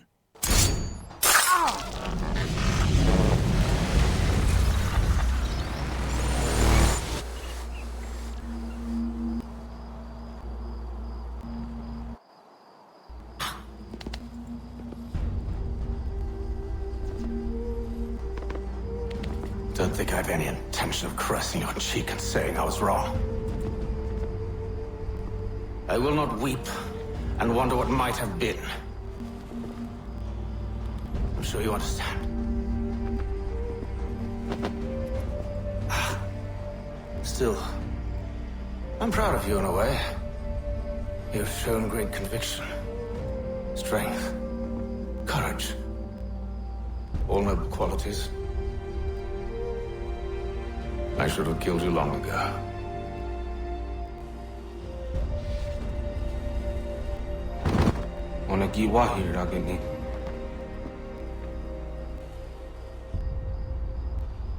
I don't have much to say other than that. Best Assassin's Creed villain, bar none. But we're not done yet, are we? We still have one more Templar to deal with, and with Haytham gone, he'll probably take over as Grand Master. Charles Lee.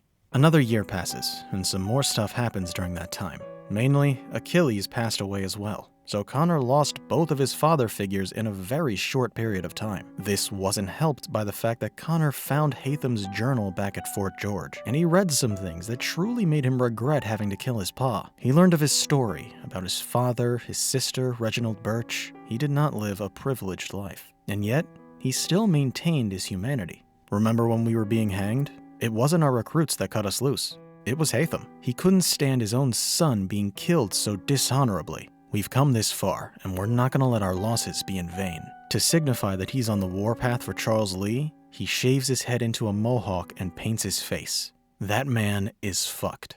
He's back in New York, giving a speech at Haytham's secret Templar funeral. But he was not content merely to save the people of America. No. He sought to save those sworn to our destruction. He sought to save the assassins. Well, this is just necrophilia at this point. Also, I'm not sure why the screen's all red as if we're damaged. I guess the cannonball left a lasting injury? That makes sense, it's just not communicated that well. We walk right up to the guy, fuck stealth. Not sure what Connor was hoping for here, it goes about as well as you'd expect. At the very least, Lee reveals that he has the amulet. I completely forgot about that plot point, but yeah, we still need that. He's thoroughly pissed about us killing his boyfriend, so he vows to make us watch as he kills everyone we hold dear. Good luck, that well is starting to run dry. He means to have us imprisoned again, but before we even get on the transport carriage, we break free. Lee bolted after this, hopped onto the nearest ferry, so we follow him to the docks and swim out to his boat. Unfortunately though, we've hit the wrong one, or maybe he didn't actually go on one at all, because thanks to some annoying-ass eavesdropping sections, we find out that he's at the local tavern. Just kidding, no he isn't. He's really taken us for a wild ride. Interrogating the guy he was supposedly meeting with leads us to the harbor in Boston, where we finally catch up to him. But he won't stay and fight like Haytham did. No, he's gonna run like a bitch. I will give him credit for going straight into a burning boat to shake us though. And man is this full sink of pain. You've gotta stay within 50 meters of him, which is tricky because he's fast. One last jab to the gut from this fucking game. Eventually, we both fall through the floor, once again incapacitating us. If that wasn't bad enough, we got impaled on some of the debris. So there's another lasting injury. But you know Connor. He loves evening the score.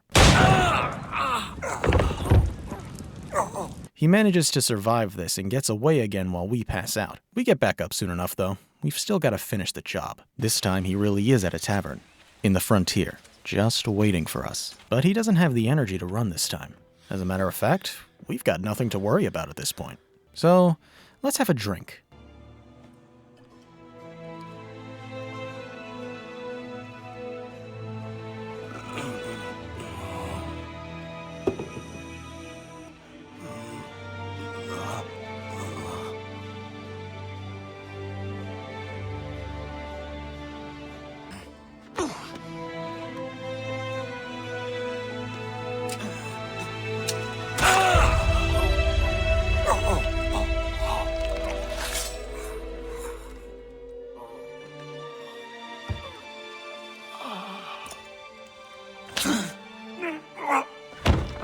And that takes care of that.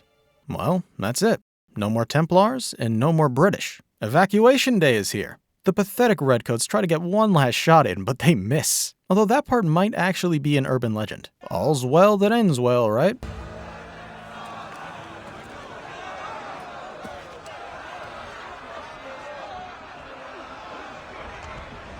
Oh yeah. That. It's just like Hatham said. Freedom is subjective. And that's not the only bad news we have either. We can talk to Washington in Boston post-game, and it doesn't seem like he's learned from this whole thing at all. He says he's just gonna leave it to the others to figure everything out. That's our first president for you. There's no getting through to him on Connor's end. All that you can do is play ball with him? Really? With him of all people? It is funny that after everything that's happened, Washington says to Connor the 1700s equivalent of let's play 8-ball. And maybe he's right to deflect, because when Connor goes back to his village, he sees that everyone is gone, pushed out by someone who bought the land. This was unfortunately inevitable when siding with Washington, but that does not make it sting any less for Connor. This isn't even a bittersweet ending, it's just bitter. Connor has spent years working towards a Patriot victory, and this is what it's got him. He has no family left, his people are displaced or dead, and now he's stuck with a community that hates his kind, never needing to speak his own native language again. He's Skullface. And this is where a cut speech from the poor bastard would fit right in. It's not in the final game for reasons that escape me, because it adds a lot. He apologizes to both his mother and his father for failing them both. He failed to keep his people safe, and he failed to reconcile before it was too late. And now he has to watch as his life's work is morphed into something evil. This new America will serve itself and nothing but itself. And he himself is weak. A cannonball and a stab wound later, he's left limping everywhere, clutching his wounds. Pretty good symbolism for his mental fortitude after seeing everything crumble away. But now, we're in too deep to give up. He needs to remain true to his convictions. He will never surrender, even if he has to go through this pain every day for the rest of his life. Even if he doesn't get to see a brighter future, he'll fight so his descendants can. And this is what it means to be an assassin. I'd play a clip, but apparently Ubisoft likes to copyright strike anyone who uses it. But if you dig deep enough, you'll find it. If I had to guess why this speech wasn't included, I'd say that it was probably because Connor's not supposed to be this confident at this point. You know, he's only just seeing this fall apart. But I don't know, the speech could take place some years after the events of this game. I feel like if it was included, people might be a little more endeared to his character. And he deserves it. This is an unpopular opinion, but I like Connor. He is exactly what he should be. I was recently made aware that I have been nominated as Best Character. I must tell you I am deeply touched to be considered among such illustrious company.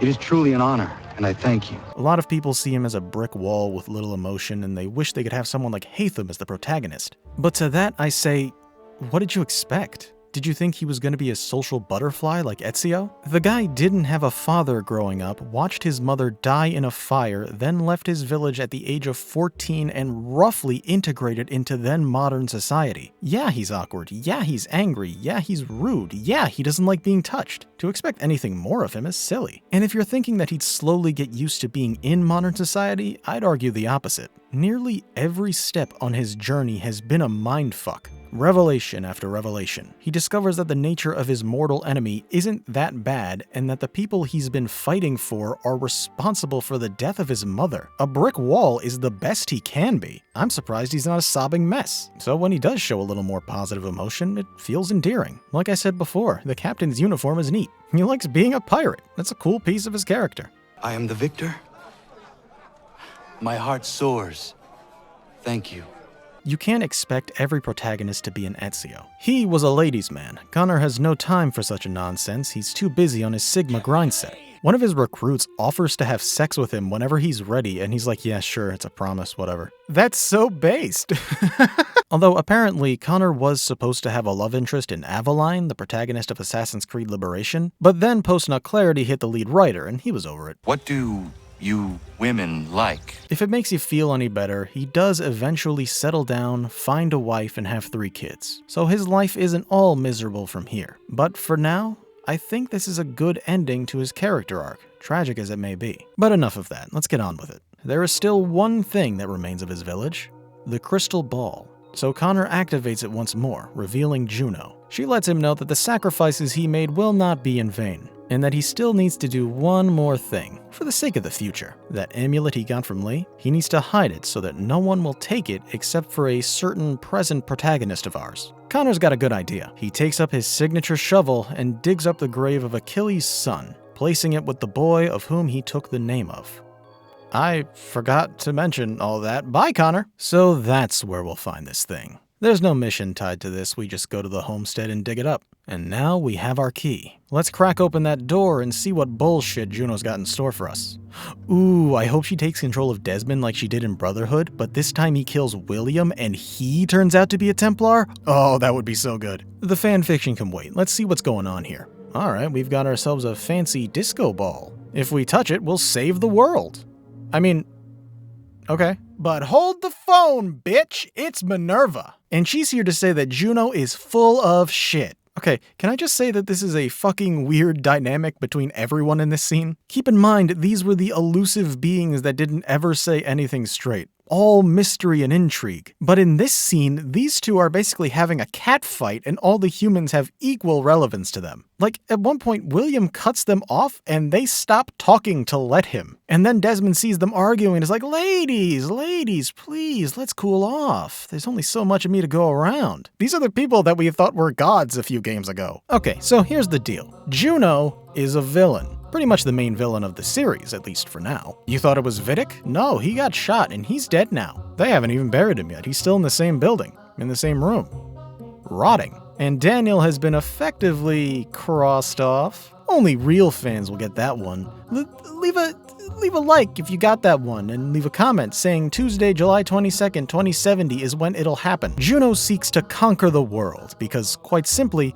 humans aren't capable of wielding any power. This disco ball was made to assist us, but she wants to use it in the opposite way. The good ones, like Minerva or King Triton, called upon Desmond to save the world from this threat. But when they went to the Temple of Juno, that's when things changed. She started manipulating Desmond into going down the path that she wanted. The path that leads to this ball. Looking back, it does make sense. She didn't exactly speak with admiration towards mankind in Brotherhood. Unfortunately, due to the war between Assassins and Templars, we've kinda lost our chance at redemption.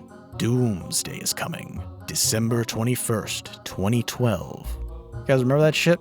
Had a friend, he murdered his entire family on that day because, he thought it was the last day on Earth. I still visit him sometimes. That's how I know all this jail lingo that I said earlier. Like fish or the hole or keister, all that shit.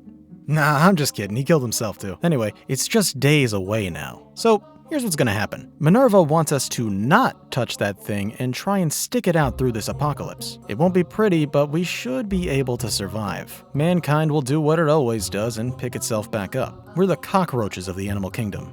Not counting, cockroaches. Desmond, already being the chosen one, will be viewed as this messiah figure, the guardian of the human race who brings hope to all. I'll stop beating around the bush. Jesus. He'll be Jesus. And this will become more literal as time goes on. As throughout the years after his death, his legacy will slowly morph into that of a god. Desmondism would reign supreme. His followers would take those who don't treat his word as gospel and burn them at the stake. AKA, humanity would just go back to the way it was. The legacy of a hero, tarnished. So, in review, our options are don't touch the thing, the apocalypse will happen, and the world will just end up right back where it started, or touch the thing, humanity will be saved, but Juno will be released and start pranking people or something. I'm gonna be honest, Minerva's deal is fucking stupid. She claims that this is the best option for us because it'll give us the freedom that we want. But I just made a whole speech about how that might not be a good idea, and I'm just a 20-something nerd with a fat cock. Aren't you an oh-so-wise ancient being? And this is your best argument? Juno may be evil, and she may doom us all. But we'll have a tiny chance to stop her. We can't stop Doomsday without touching this thing. The decision has been made. We'll do what Juno wants. Oh, right. One thing that they both forgot to mention. On top of releasing this trickster spirit, the disco ball also has the side effect of short-circuiting the toucher's physical form, which is a neat way of saying it'll kill you. Won't hurt, but, still death. So, Desmond's gonna die. Can't we throw Rebecca at this thing or something? Well, maybe it has to be the chosen one. This is a big deal. Desmond has been the protagonist of the series from day one, and now we're just gonna kill him off? Did Nolan North want royalties? I'm just kidding, you rascal. We say one last goodbye to our dear father, doing what Connor and Hatham couldn't. Reconcile. And now, it's time.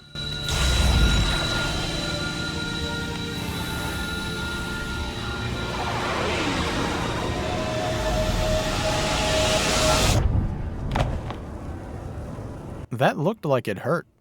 Don't tell me she lied. Well, Desmond is dead.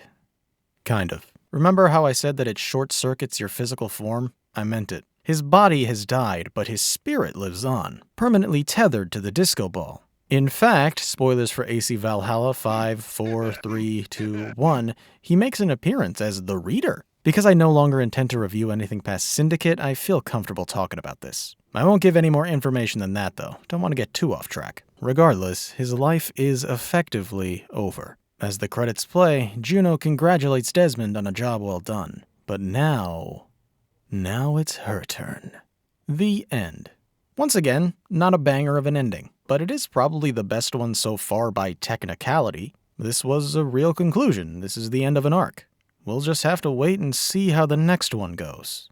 In conclusion, what the fuck? It's as I said in the beginning, I don't know what to call this. The story is the best one so far, but it sure does take a while to get to it. The gameplay has been simplified to appeal to a wider audience without dumbing it down too much, but it also feels the need to waste a lot of your time with new game modes and mechanics that no one cares about. The recruit system has been heavily improved, but there aren't many practical uses for them. Some missions are really cinematic and cool, but the full sync ruins it most of the time. The maps are great as usual, but the notoriety system makes you want to explore it as little as possible. Ironically, the remaster has the same exact problem in its additions. For all the neat quality of life stuff that they add, the cutscenes look terrible and the lighting is atrocious at times. So many aspects of this game are clashing with themselves in order to be good or bad, and none of them can find their spot. It's confusing, it's maddening, it makes no sense. Where do I put this thing?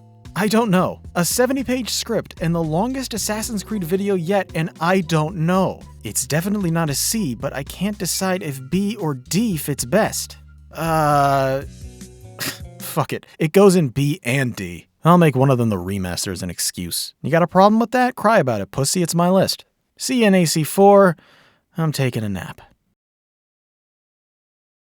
Oh, yeah, the DLC. The Tyranny of King Washington. TLDR, it's actually really good. It's a 3-parter that takes place in an alternate universe. It took my advice from the Revelations video and went wild with it. I don't want to spend any more time on this thing, so I will let the footage speak for itself. With my power, I will rule over a free world.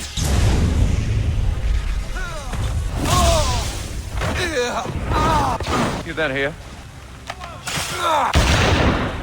He survived. Remarkable. Each man is as mad as the next. Putnam gutted a man yesterday for having dirt in his musket.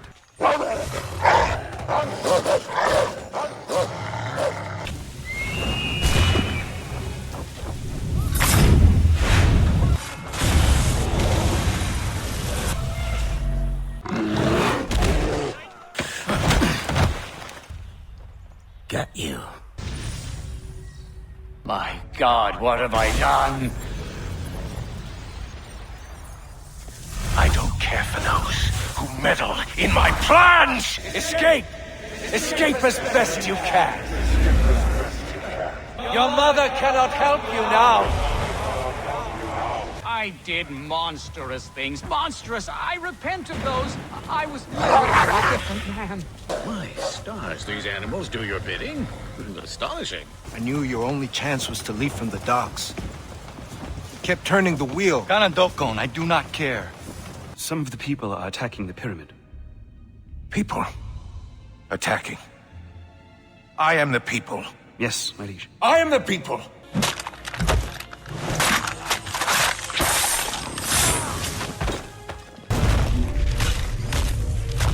I will end you for all you've done! Now's your chance. Take the apple. Take it! Take it! I know that feeling. It seems to run in my family. My grandfather, Edward, he sailed with a rough crew. Or so I am told. For the king? For himself. But that is a long tale for another day, Mr. Faulkner. Okay, for real? Bye.